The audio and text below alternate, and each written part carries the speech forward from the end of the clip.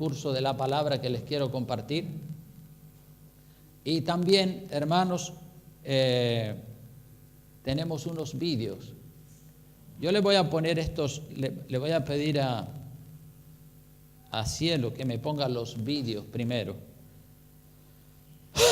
Hay unos vídeos ahí que están en internet y yo quería que ustedes los pudieran ver para que, bueno, ustedes saben lo corrompido que está el mundo, pero vamos a ver estos vídeos y después voy a predicar el mensaje que lo he titulado ¿Cómo estar seguro de ser salvo? ¿Cuántos quieren saber cómo estar absolutamente seguro de que eres salvo si te mueres? ¿Cuántos quieren saberlo? Amén. Pues en esta prédica ustedes lo van a entender. Pero antes quería ponerle estos vídeos. Mire, este se titula Las faldas para hombres. Están de moda, las faldas para hombres. Fíjense, en el pasado, hace 50 años, todas las mujeres usaban faldas, ninguna usaba pantalones. Después empezó la moda del pantalón en las mujeres y todas las mujeres ya utilizan pantalones y cada vez más estrechos y cada vez más cortos. Pues el diablo ya no está contento con eso. El diablo ahora quiere que los hombres utilicen falda como las mujeres. Fíjense cómo el pecado, la inmoralidad va avanzando, la homosexualidad, el lesbianismo, la depravación. Y si nosotros como iglesia no nos levantamos y decimos, alto ahí, diablo, para, entre nosotros no vas a tener éxito, con nosotros no vas a tener puertas abiertas, nosotros le vamos a plantar cara al diablo y a toda la inmoralidad. Vean este vídeo para que vean, hermanos, y luego voy a predicar sobre eso y sobre otras cosas también. Adelante con el vídeo, por favor. Las faldas para hombres son una realidad.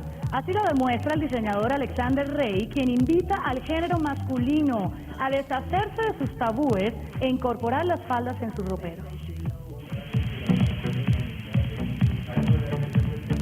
La falda, esa prenda de vestir venerada por muchas, objeto de culto para otras. A los hombres les encanta admirarlas y ahora también usarlas. Sí, señores, escucharon bien, las faldas masculinas están de moda.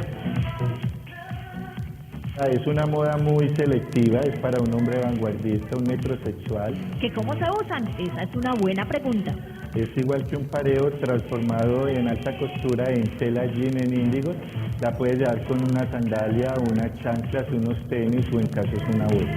¿Y qué se pone por debajo? Esa es una pregunta aún mejor. Bueno, los escoceses no usan interiores debajo de la falda. En Colombia hay muchos que tampoco los han utilizado, pero la idea es que sí los lleves porque si se ve, entonces la idea es llevarlos.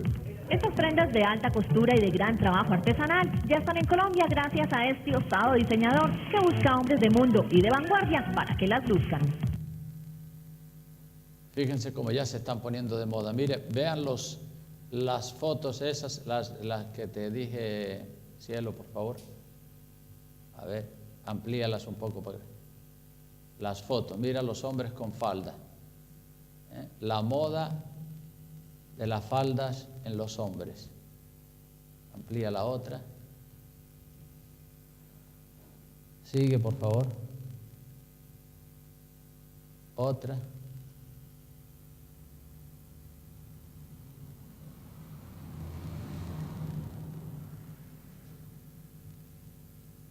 Eso, sigue.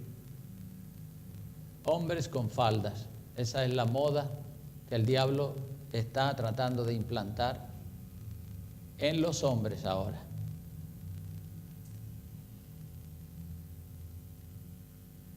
Todo esto nos habla de la perversión y de la degradación tan grande en la que ha caído la sociedad moderna.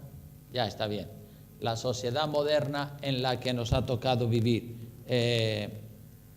Ya se permite o ya empieza el diablo a meter la falda para los hombres. Ustedes saben que en Deuteronomio la Biblia habla claramente y nos enseña que no vestirá el hombre vestido de mujer ni la mujer vestido de hombre.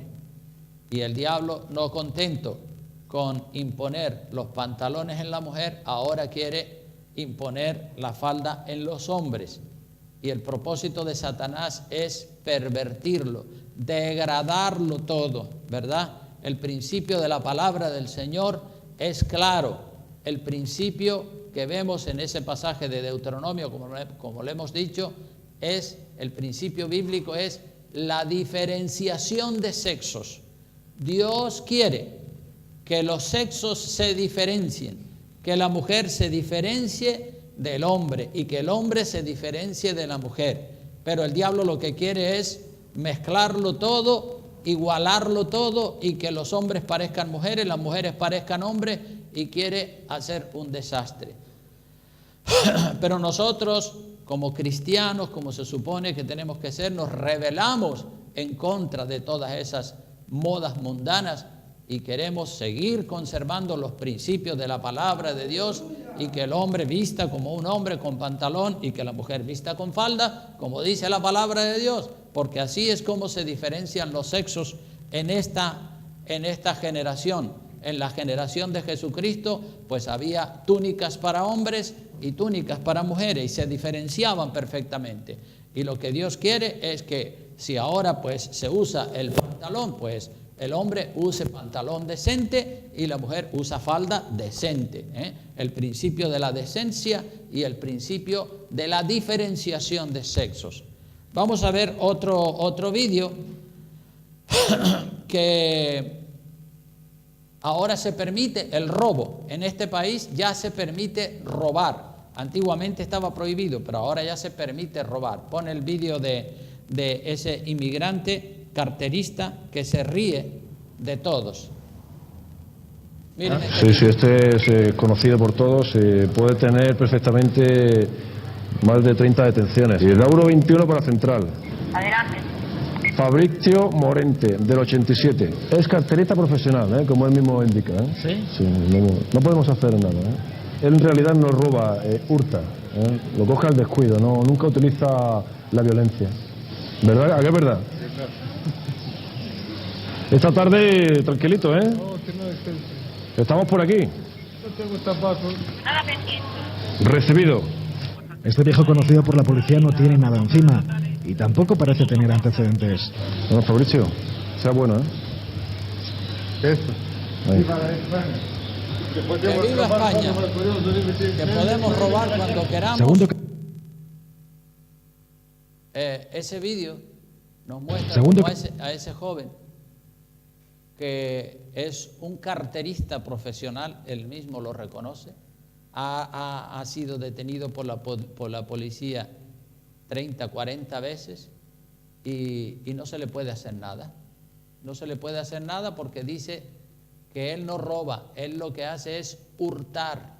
Cuando alguien se despista y tiene el bolso allí, él va corriendo y se lo quita. Entonces, eso es hurto. Eso no es un robo, no está considerado un robo, por tanto no se le puede meter en la cárcel ni se le puede hacer nada, porque eso es hurto sin violencia, dicen.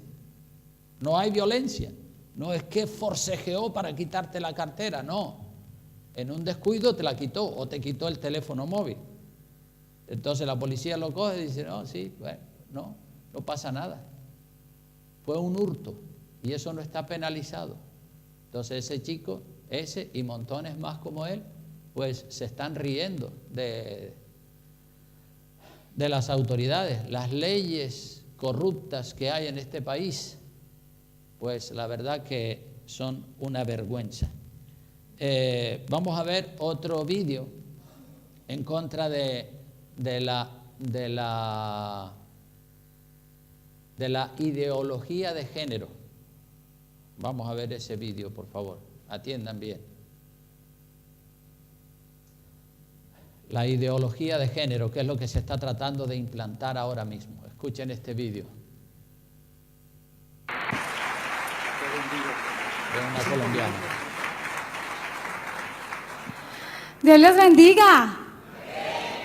No, pero estamos entre cristianos. Dios les bendiga. De verdad que me siento muy complacida de estar aquí, Pastor Moisés. Gracias por esa invitación, es una honra muy grande para nosotros. Quiero ser muy breve y tocar 3 puntos específicos. El primero es trascendental que todos lo tengamos claro. Pastor Moisés le va a pedir que se haga aquí cerca mío.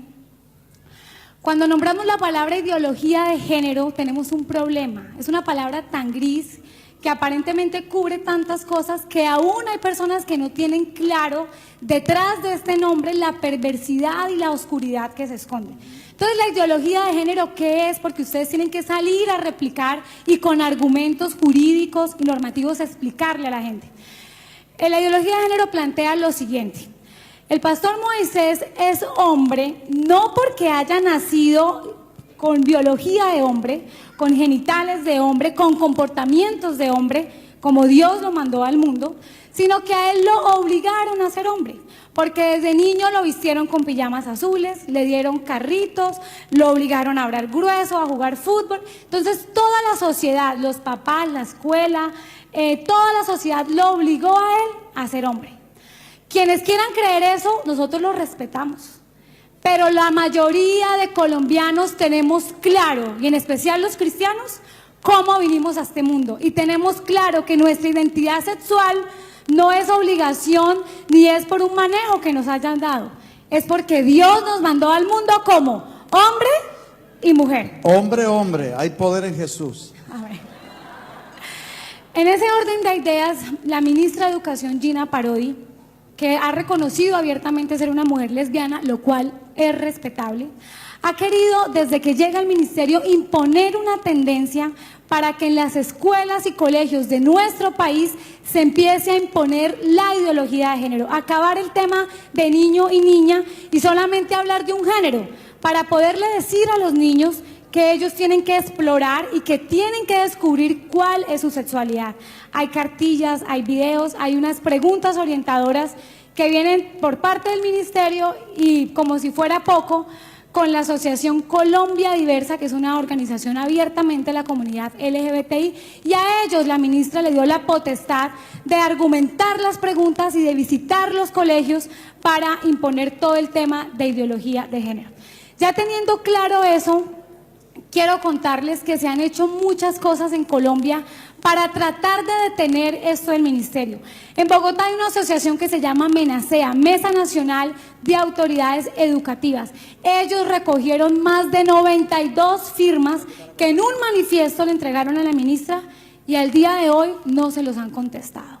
Se han enviado decenas y cientos de derechos de petición que ya tienen desacato porque han pasado 15, 30, 20, un mes y no han contestado los derechos de petición. Se han presentado tutelas y los jueces de este país han fallado en contra de las familias, abrogando este derecho a la ideología de género y a este tipo de pensamiento.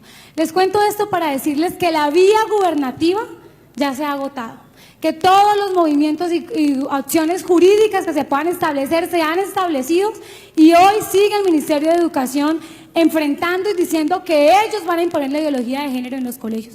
Por eso nuestra invitación de salir a marchar es porque los constituyentes primarios de esta democracia que somos ustedes y nosotros, nos queda aún un mecanismo para agotar y es salir a las calles de nuestro país con pacifismo, con tranquilidad, pero con contundencia, a decir que no estamos dispuestos a permitir que a lo único sagrado que le queda a este país, que son los niños y las niñas, nos los vengan a tocar, nos vengan a manipular con pensamientos que respetamos, pero que no creemos, porque nosotros aceptamos el diseño original.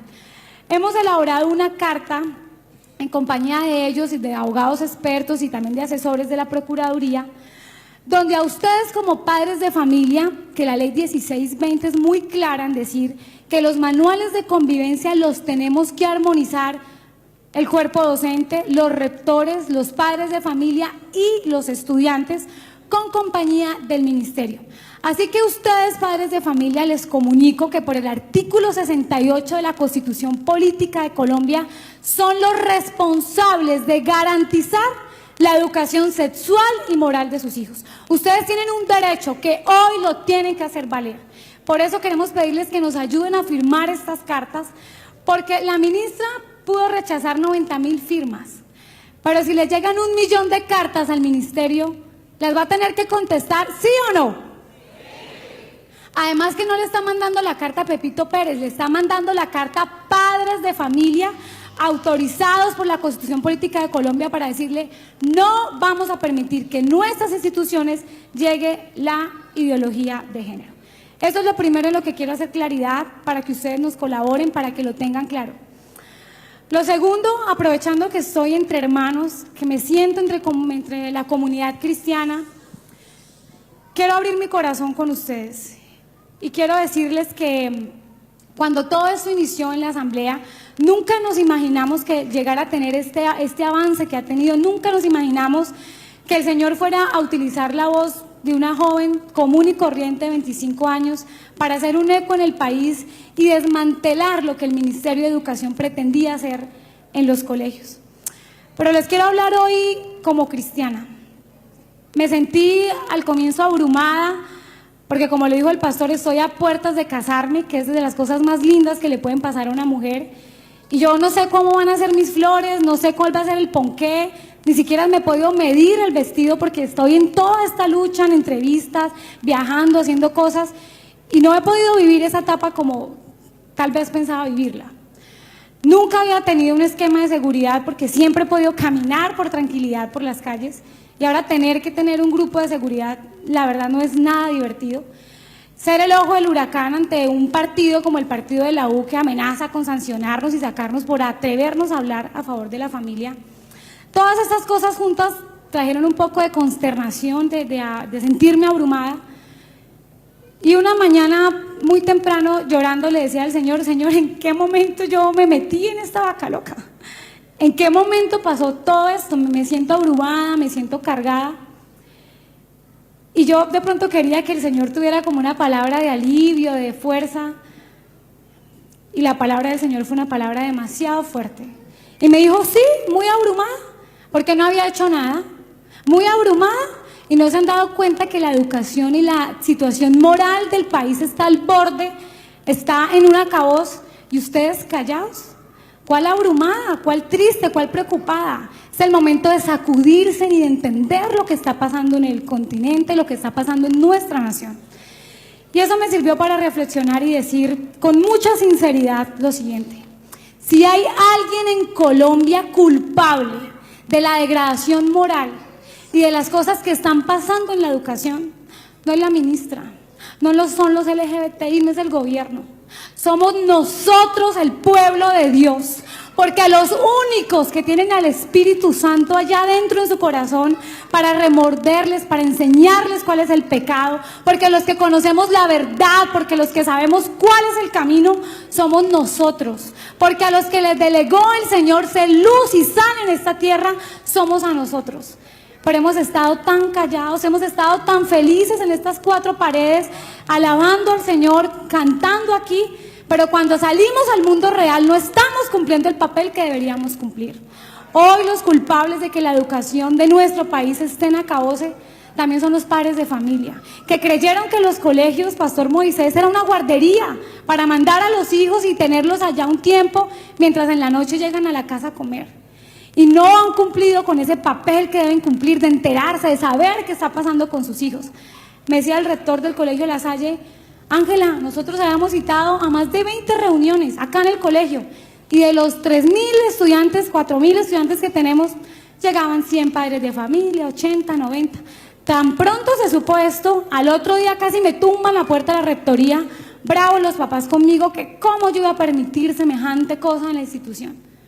Entonces este también es un mensaje para hablarnos con la verdad, con el amor del Señor, y reconocer que aquí todos hemos fallado, que aquí todos nos hemos equivocado.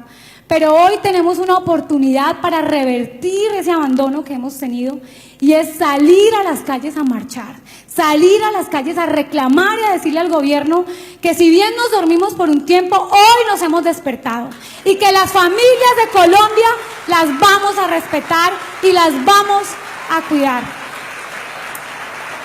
Quiero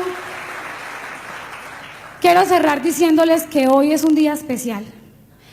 El 7 de agosto de 1819 fue la batalla de Boyacá. Y es importante recordar esto porque nuestro país y la independencia de nuestra tierra se ha dado con luchas, se ha dado con batallas, se ha dado con hombres y mujeres que han sido capaces de dar un paso al frente y con vehemencia defender lo que creen. Hoy lo que vamos a salir a luchar ya no es porque los españoles no nos colonicen.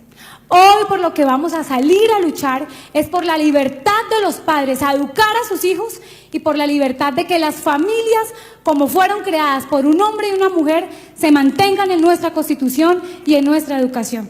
Que Dios los bendiga. Bueno. ¿Lo entendieron? Sí. Amén. Bueno, gloria a Dios por los que lo entendieron. Pero si hay alguien que no entiende algo, yo les rogaría que hablaran conmigo porque yo les quiero aclarar todas las dudas que la gente pueda tener sobre cualquier tema acerca de las cosas de Dios, de la sociedad moderna en la que nos ha tocado vivir. Bueno, pues ya hemos orado y vamos al tema de la palabra, así que preparen su Biblia, porque como les dije, hoy quiero compartir un mensaje que lo he titulado ¿Cómo estar seguro de ser salvo? ¿Cómo estar seguro de ser salvo? De que si te mueres esta noche vas para el reino de los cielos. El asunto, hermanos, de la seguridad de la salvación es un tema importantísimo. Algunos dicen por ahí que aquí en esta tierra nunca podemos saber si somos salvos o no somos salvos, que tenemos que esperar, dicen ellos, a que partamos para la eternidad para entonces saber si vamos para el cielo o si vamos para el infierno. Pero nosotros decimos que sí podemos saber aquí en esta tierra si somos o no somos salvos. Claro que lo podemos saber con absoluta certeza y con absoluta veracidad. ¿Cómo puedo saber y cómo puedo estar seguro de que soy salvo? Esa es la pregunta del millón, ¿verdad?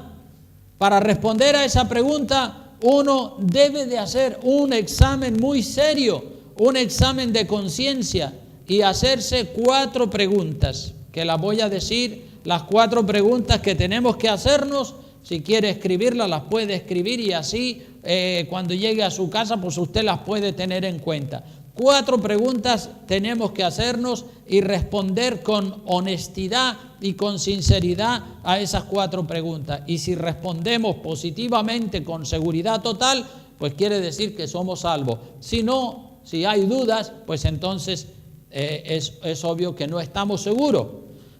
La primera pregunta es: ¿me he arrepentido de todos los pecados del pasado y del presente de todo corazón y he pedido perdón a Dios y a las personas que he ofendido? Si me he arrepentido de todo corazón, porque uno tiene que arrepentirse. Veamos lo que dice Mateo 4, alguien que me lea Mateo 4, versículo 17, Mateo 4, 17, por favor, fuerte y claro para que todos oigan, 4, 17.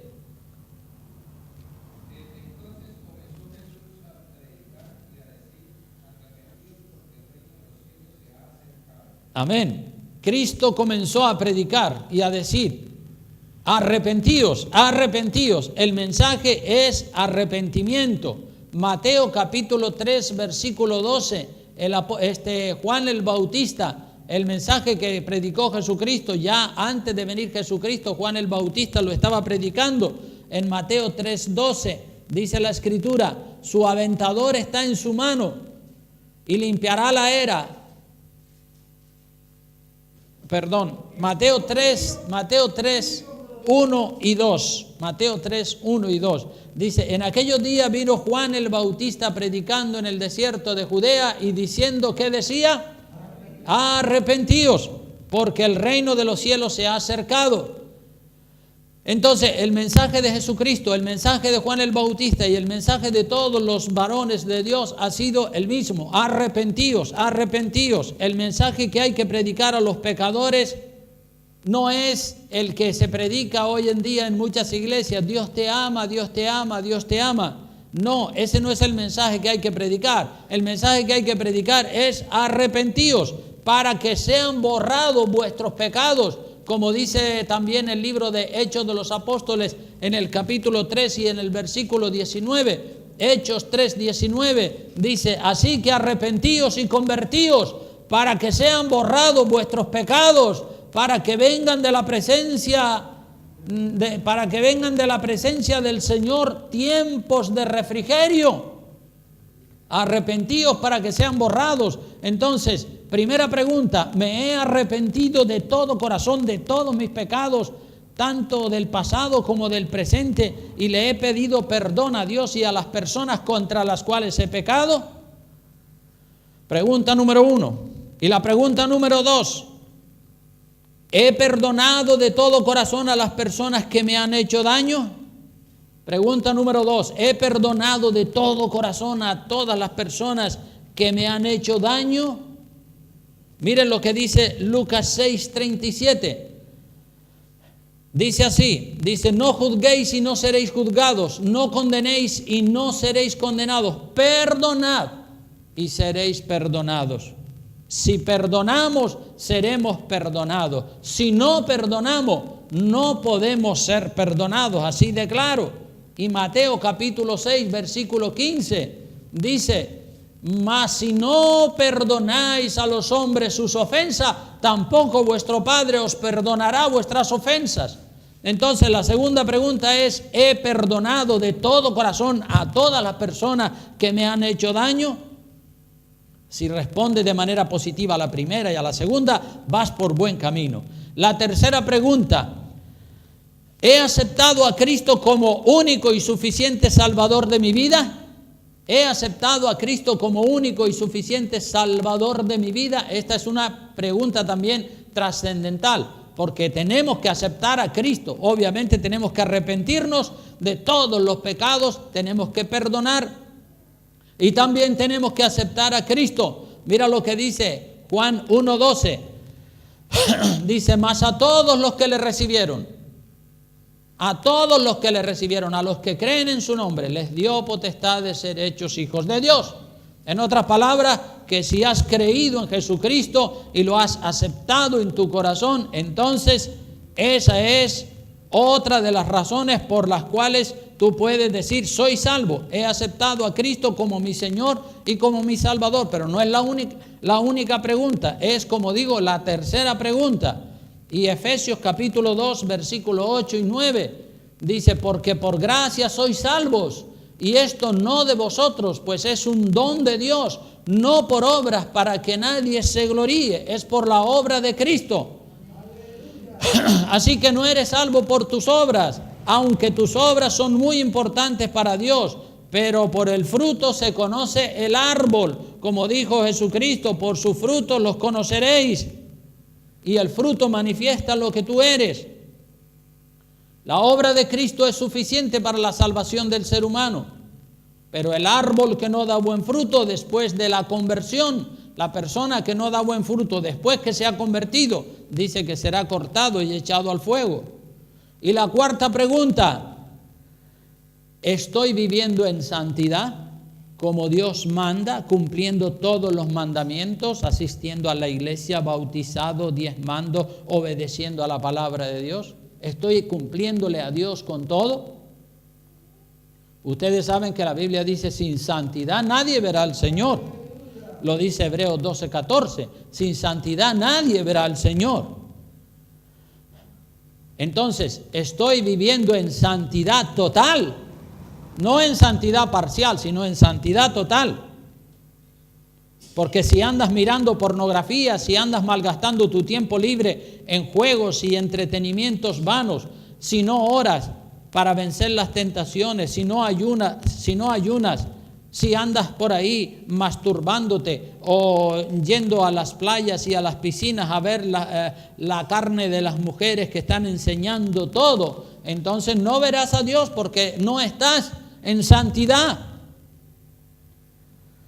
Entonces, repito, recapitulo. Primera pregunta: arrepentimiento total del pasado y del presente, de todo pecado. Perdonar y pedir perdón también. No solo perdonar al que te ha hecho daño, sino pedirle tu perdón cuando has hecho daño a otra persona.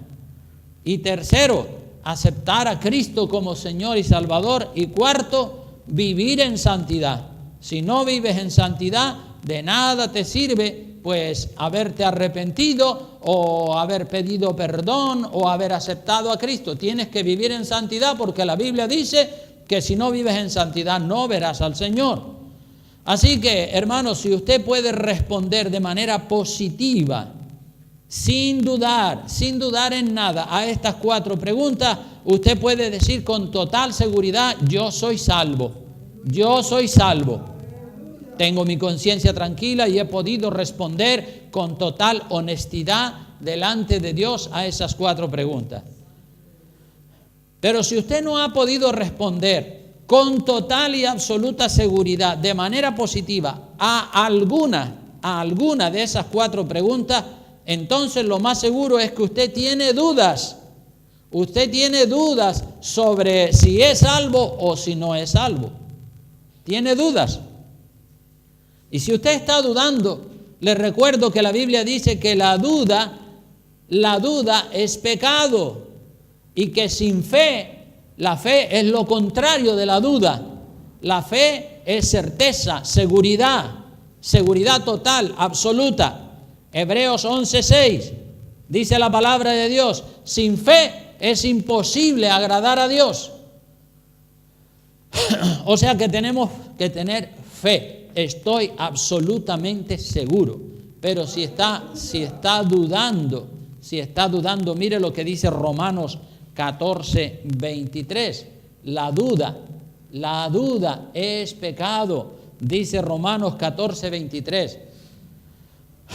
Por si usted tiene dudas sobre alguna de estas 4 preguntas. Romanos 14:23 dice: pero el que duda sobre lo que come, y ahí puede decir el que duda sobre lo que viste, el que duda sobre lo que piensa, el que duda sobre lo que hace, el que duda sobre lo que bebe, el que duda sobre lo que habla, el que duda sobre la doctrina, el que duda, dice, pero el que duda sobre lo que come es condenado, porque no lo hace con fe, no lo hace con seguridad. Y todo lo que no proviene de fe, ¿qué dice la Biblia que es? Pecado. Si está dudando, ¿seré salvo? Si me muero, ¿iré para el cielo? ¿Iré para el infierno? Ay, pues no sé, no estoy seguro. Entonces está en pecado. Está usted en pecado. Tiene dudas. No tiene fe. No está seguro. No está absolutamente seguro. Tiene dudas. Eso quiere decir que hay algo en su corazón que usted sabe que puede ser un obstáculo para usted entrar en el reino de los cielos. Tenemos que estar absolutamente seguros. Si hay duda, donde hay duda hay desengaño, dice el refrán. Si tiene dudas, no siga con la duda, hable conmigo, aclaremos las cosas para que usted esté seguro de que si se muere esta noche, usted va al reino de los cielos.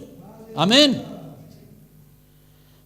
¿Sabe que algunos calvinistas evangélicos enseñan esa falsa doctrina de salvo, siempre salvo? No, ya tú eres salvo, ya aceptaste a Cristo, ya eres salvo, y no importa. Para ellos no importa sino que tú hayas aceptado a Cristo. No les importa si vives o si no vives en santidad, si has pedido perdón, si no has pedido perdón, si estás reconciliado, si no estás reconciliado, si has arreglado tu vida. Eso a ellos no les importa. Ellos solamente con que aceptes a Cristo como Señor y Salvador, pues ya vas para el cielo. Pero eso es una gran mentira. Es una gran mentira y mucha gente se la creen. No porque sea verdad, se la creen porque es dulce como la miel, como el azúcar, pero no es verdadera. La Biblia dice claramente que el que peca, su nombre será borrado del libro de la vida. Dios escribe en el libro de la vida, o mejor dicho, los ángeles escriben en el libro de la vida, pero no con bolígrafo, lo hacen con lápiz y tienen una goma. A este hay que borrarlo porque pecó y se apartó. Miren lo que dice Apocalipsis 3:15, el último libro de la Biblia. Para esos calvinistas, estos versículos para esos calvinistas pues los dejan sin argumento. Apocalipsis 3:15 dice la Escritura, 3:5, dice así la Escritura, dice, el que venciere, el que perseverare hasta el final y venciere, dice, será vestido de vestidura blanca y no borraré su nombre del libro de la vida y confesaré su nombre delante de mi Padre que está en los cielos. El que venciere, el que se mantiene en santidad, ahí hay una amenaza, no borraré su nombre, es decir, depende de ti que tu nombre permanezca escrito en el libro de la vida. Mientras que tú estés viviendo en santidad y haciendo los mandamientos como Dios manda, tu nombre está escrito en el libro de la vida. Pero si tú te echas a pecar y pecas y sigues pecando y sigues desobedeciendo deliberadamente el mandamiento o los mandamientos del Señor, entonces el ángel terminará borrando tu nombre del libro de la vida. Borrar tu nombre del libro de la vida, ¿se puede borrar? Claro que sí. Ese versículo va, como digo, frontalmente en contra de la teología de los calvinistas. Y hay otro versículo también muy fuerte en capítulo 32, versículo 33 del libro de Éxodo. 32-33, subraya ese versículo también porque es sumamente importante. Y aquí es Moisés el que está orando y le está diciendo al Señor que perdone al pueblo. Lo dice el verso 32, dice que perdones ahora su pecado y si no, ráeme, bórrame. Raer significa borrar. Ráeme ahora de tu libro que has escrito, le dice Moisés a Dios. Y Dios le responde a Moisés y le dice, no, así no son las cosas, Moisés, tú estás equivocado. ¿Cómo voy a borrar tu nombre por los pecados de los demás? No. El nombre que tenía que borrar es el de los pecados de la persona que peca, no el nombre de la persona que no peca.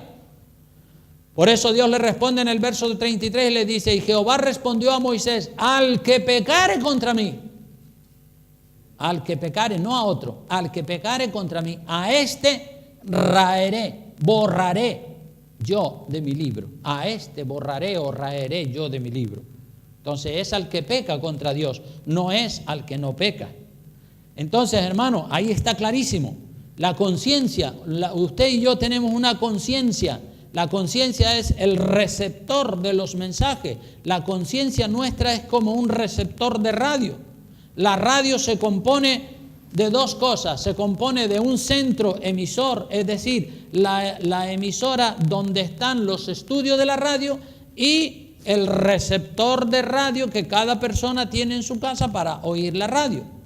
En el aire hay muchas ondas con mensajes diferentes que salen de las diferentes emisoras y así también en el aire hay diferentes espíritus que envían mensajes a nuestra mente. Y tú y yo seleccionamos, cuando estamos oyendo la radio, tú y yo seleccionamos en el dial de la radio la emisora que más te gusta para escuchar, la vas seleccionando allí. Pues así mismo debes también sintonizar con el Espíritu Santo. El Espíritu Santo te habla a través de la conciencia, porque la conciencia es el receptor de la voz del Espíritu Santo o del diablo. Entonces, si te propones hacer un serio examen de conciencia para ajustar tu vida al orden de Dios, con toda seguridad, el Espíritu Santo te va a guiar en los pasos que tienes que dar.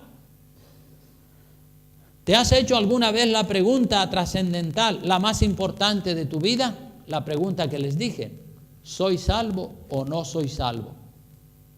Para responder a esa pregunta, como dije, tienes que responder a las 4 que hice anteriormente. Así que no respondas con ligereza. Considera los 4 interrogantes del inicio de esta prédica seriamente, sinceramente, ante los ojos santos de Dios, y con seguridad el Espíritu Santo te va a dar un diagnóstico y te va a decir, pues sí, eres salvo, o no, no eres salvo. La conciencia, hermano, tu conciencia y mi conciencia tiene que estar programada con la palabra de Dios, Porque si la conciencia está programada con una religión falsa, la conciencia te engañará. Por ejemplo, la conciencia de un católico romano, una persona que es católica romana, esa conciencia está programada con una falsa doctrina del catolicismo. Por tanto, cuando un católico hace un examen de conciencia, su conciencia no le acusa de ser un idólatra. La conciencia de un católico no le acusa de ser un idólatra, porque la conciencia la tiene programada con la falsa doctrina de que adorar una estatua de madera es bueno. Y como le han metido esa falsa doctrina que adorar una estatua de madera, de yeso, de bronce, de lo que sea, es bueno, cuando ese católico hace un examen de conciencia, su conciencia no le dice que está pecando de idólatra, porque la conciencia la tiene programada con una religión falsa. La pregunta es, ¿con qué doctrina está programada tu conciencia? ¿Está programada con la conciencia con la doctrina del catolicismo? ¿Está programada con la doctrina o con las ideas del testigo de Jehová? ¿Está programada con las ideas del mormón? ¿Está programada tu conciencia con un cristianismo liberal y del todo vale y de todo se permite? ¿O está programada tu conciencia con la teología de un cristianismo de la prosperidad? Pero nuestra conciencia tiene que estar programada solamente con la palabra de Dios. Solamente los mandamientos de Dios son los que tienen que estar grabados en nuestra conciencia. Y nuestra conciencia tiene que estar programada con lo que dice este libro, la palabra de Dios, no con lo que hemos oído a este o al otro o al de la moto. Fíjense lo que es programar una conciencia mal. Por ejemplo, un joven musulmán coge y se coloca un cinturón de explosivos y se inmola matándose a sí mismo dentro de un autobús y matando a 40 personas más.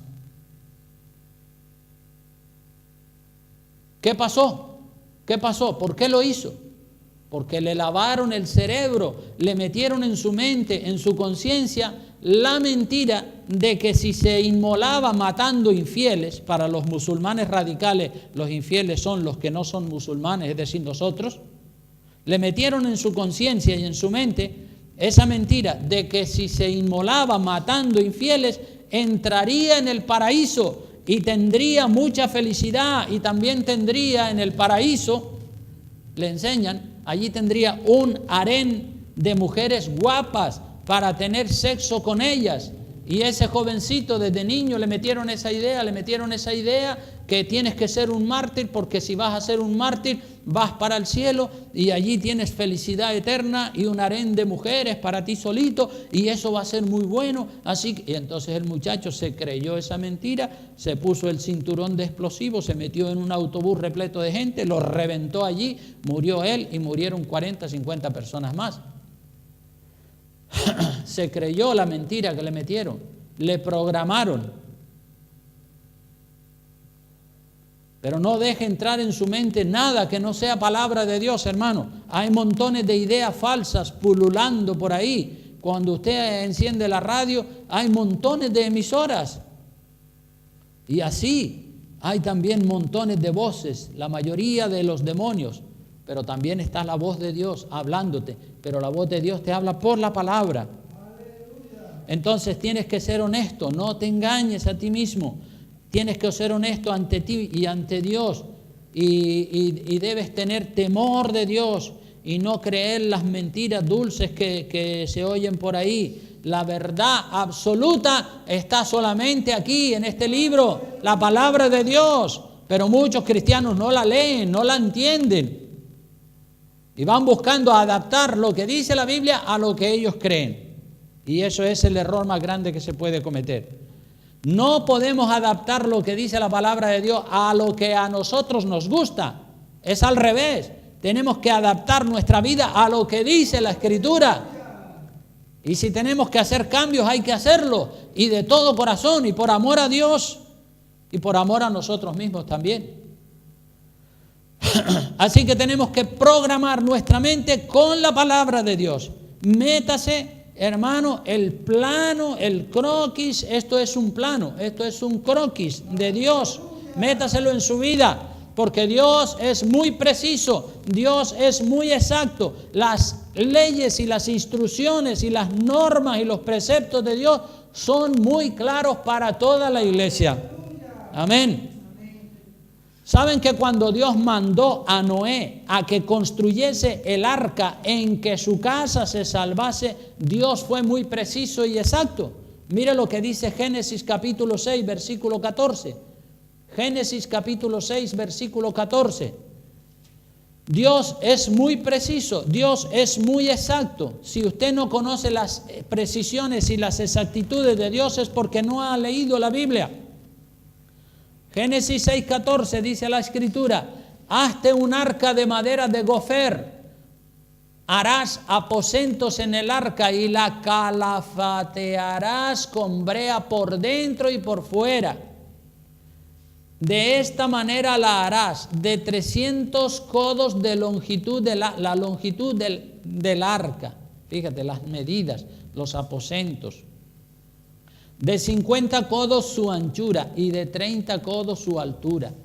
Una ventana harás al arca y la acabarás a 1 codo de elevación por la parte de arriba, y pondrás la puerta del arca a su lado y le harás piso bajo, segundo y tercero.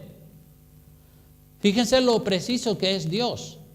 Y todavía cuando Dios manda, cuando Dios ordena a Moisés a construir el tabernáculo, cuando Dios ordena a Moisés construir el tabernáculo en el desierto, esa tienda de lona, cuando Dios le ordena a Moisés que construya el tabernáculo en el desierto, vamos al libro de Éxodo capítulo 25, Éxodo capítulo 25, Dios le da a Moisés todos los planos, los modelos, los detalles del tabernáculo con exactitud milimétrica. Le dice: lo quiero exactamente así, como te he dicho, como te he mostrado en el modelo. Capítulo 25 del libro de Éxodo dice: y Jehová habló a Moisés diciendo: di a los hijos de Israel que tomen para mí ofrenda. De todo varón que la diere de su voluntad de corazón tomaréis mi ofrenda. Los materiales con los que se iba a edificar el tabernáculo. Dice: esta es la ofrenda que tomaréis de ellos, del pueblo: oro, plata, cobre, azul, púrpura, carmesí, lino fino, pelo de cabras, pieles de carneros teñidas de rojo, pieles de tejones, madera de acacia, aceite para el alumbrado, especias para el aceite de la unción y para el incienso aromático, piedras de ónice y piedras de engaste para el efod y para el pectoral. Y harán un santuario para mí y habitaré en medio de ellos. Un santuario se refería al tabernáculo. Y ahí está describiendo los materiales que se necesitan para construir ese tabernáculo. Y luego en el verso 9, miren lo preciso que es el Señor. En el verso 9 le dice a Moisés: conforme a todo lo que yo te he mostrado en el diseño del tabernáculo y el diseño de todos sus utensilios, así lo haréis. Repito, y subraya ese versículo, el verso 9: conforme a todo lo que yo te muestre, el diseño del tabernáculo y el diseño de todos sus utensilios, así lo haréis, tal como Dios le mostró a Moisés. Y si ustedes se siguen leyendo los siguientes capítulos, por ejemplo, el versículo 10 de ese mismo capítulo habla del tabernáculo. ¿Cómo tendría que ser el tabernáculo? El arca, ahí en el versículo 10 en adelante te habla de la construcción del arca. En el versículo 13 te habla de la mesa de los panes de la proposición. En el versículo 31 te habla del candelero de oro, las características, las dimensiones, el peso. En el capítulo 26 te habla de las cortinas de lino fino que tenían que hacerse para el tabernáculo. En el versículo 7 te habla de las cortinas de pelo de cabra. En el versículo 14 te habla de la cubierta de las pieles de carnero. En el versículo 15 te habla de las tablas, las basas de plata. En el versículo 26 te habla de las barras exteriores. En el versículo 28 te habla de la barra de en medio. En el versículo 29 te habla de la cubierta. En el versículo 31 del velo interior. En el versículo 36 del velo exterior. Y el altar de bronce en el capítulo 27. Y todo el capítulo 27 y el capítulo 28 te está hablando de las características, de las medidas, de los materiales, de los colores, de la forma, del diseño que hay que darle al tabernáculo. No es que Dios le dijo, bueno, construye un tabernáculo ahí según te parezca a ti. No. Dios le dio medidas, materiales, dimensiones, colores, todo Dios se lo especificó a Moisés con exactitud y precisión. Así, hermanos, que cuando uno lee en Éxodo, Levítico, acerca de tantas normas, medidas, materiales, colores, y sobre todo cuando se repite varias veces que lo haga conforme al modelo, al plano o al diseño que se le ha mostrado, es evidente que Dios es muy específico y que tiene un gran interés en que todo se haga tal como Él lo ha dicho, hasta en los detalles más insignificantes, que se haga todo como Él lo ha ordenado. Y si así era Dios en el Viejo Testamento de específico y de claro, así también lo es en el Nuevo Testamento. Para la construcción de la iglesia, personas. Ustedes saben, hermanos, en 1 Corintios capítulo 6, versículo 19, ¿qué dice? 1 Corintios capítulo 6, versículo 19.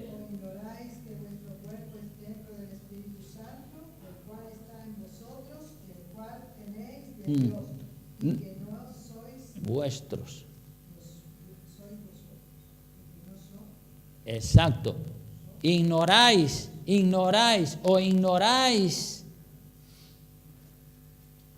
Corintios 6, 19, te lo dice claro. O ignoráis que vuestro cuerpo es templo del Espíritu Santo, el cual, dice, está en vosotros. El Espíritu Santo está en nosotros, si es que de verdad somos salvos. El Espíritu Santo está en nosotros, el cual tenéis de Dios, y que no sois vuestros. Somos de Dios, somos propiedad de Dios. Y si Dios fue preciso y exacto, dándole las medidas del tabernáculo y luego del templo o de Salomón más tarde, primero a Moisés y después a Salomón, ¿cómo no va a ser exacto y preciso Dios en el Nuevo Testamento? Dios quiere que vivamos una vida con precisión y con exactitud, tal como Él lo manda en su palabra. En el Nuevo Testamento se enseña bien claro cómo es que tenemos que ser los que somos cristianos y decimos que somos templo del Espíritu Santo. Pues si tú dices que eres templo del Espíritu Santo, tienes que tener una vida tal cual Dios dice en su palabra en el Nuevo Testamento. Se nos enseña en cuanto a las actitudes que tenemos que tener, se nos enseña la manera de hablar, se nos enseña la manera de pensar, se nos enseña la manera de vestir, se nos enseña la manera de orar en el Nuevo Testamento, se nos enseña la manera correcta de trabajar, se nos enseña la manera en la cual tenemos que relacionarnos con los hermanos en Cristo, se nos enseña la manera en que nos tenemos que relacionar con los que no son cristianos, se nos enseña la manera en que tenemos que sentir en nuestro corazón lo que podemos sentir y lo que no debemos sentir. Se nos enseña la manera de ejercer una paternidad y una maternidad responsable como Dios manda.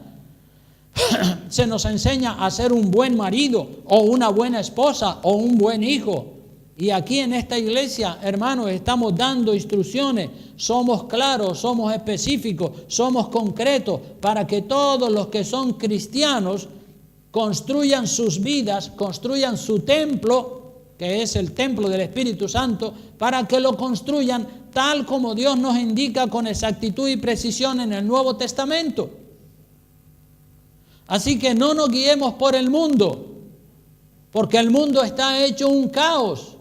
Ya vieron anteriormente los vídeos que les presenté. El mundo está hecho un caos. Hace 50, 60 años este país, España, tenía leyes morales muy buenas, mucho mejor que las que hay en la actualidad. Antes, 50 años atrás, casi todo lo malo desde el punto de vista moral estaba castigado, estaba penalizado por la ley.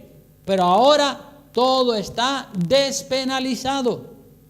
El aborto, por citar algunas cosas, el aborto estaba castigado en España, no se podía abortar. Ahora sí se puede abortar y no hay castigo de ninguna clase. El divorcio estaba prohibido en este país. La gente no se podía divorciar, se podían separar, pero divorciarse estaba prohibido. La mentira estaba penalizada y tenías que jurar sobre la Biblia si decías la verdad, solo la verdad y nada más que la verdad. Pero ahora tú tienes el derecho a no contestar cuando el juez te pregunta. No quiero contestar. Y además tienes el derecho de decir mentiras. Todo eso antes estaba penalizado, ahora no. La homosexualidad estaba castigada con la cárcel. Ahora los homosexuales están hasta en el gobierno.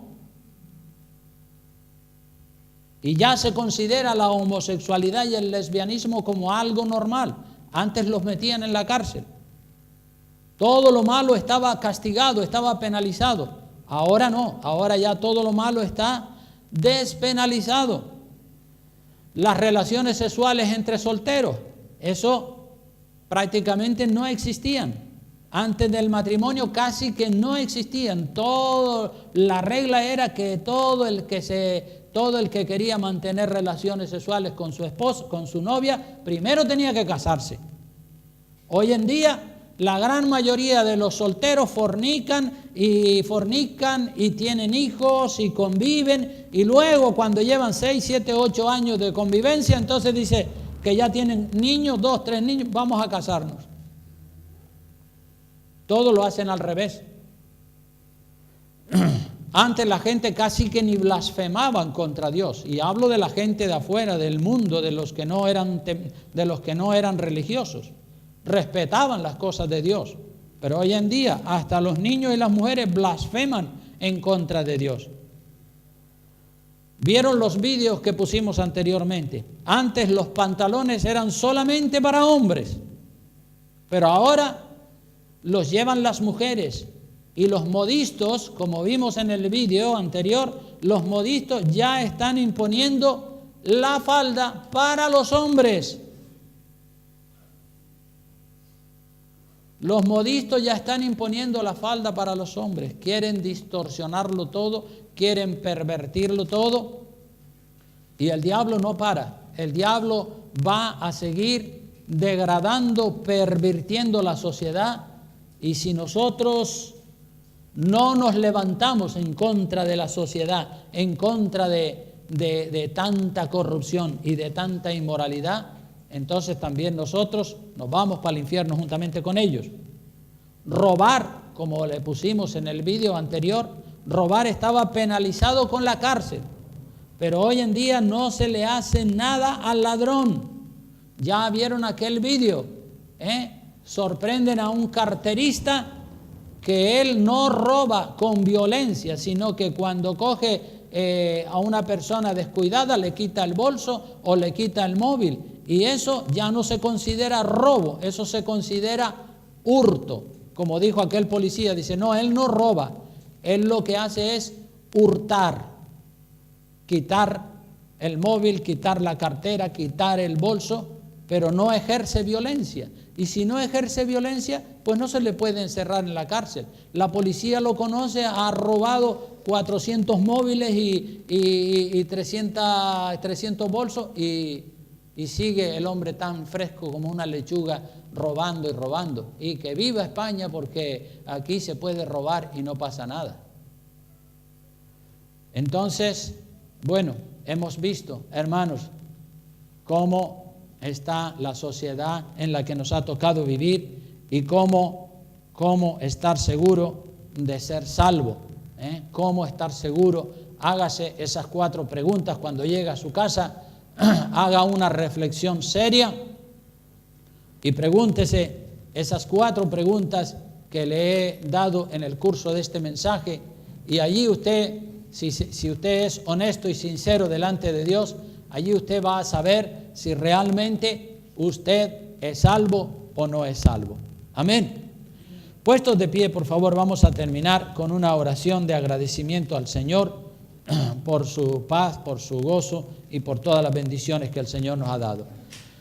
Padre querido, Señor de la gloria, te damos gracias en este precioso momento porque tú has sido bueno con nosotros, nos has bendecido rica y abundantemente, Dios mío.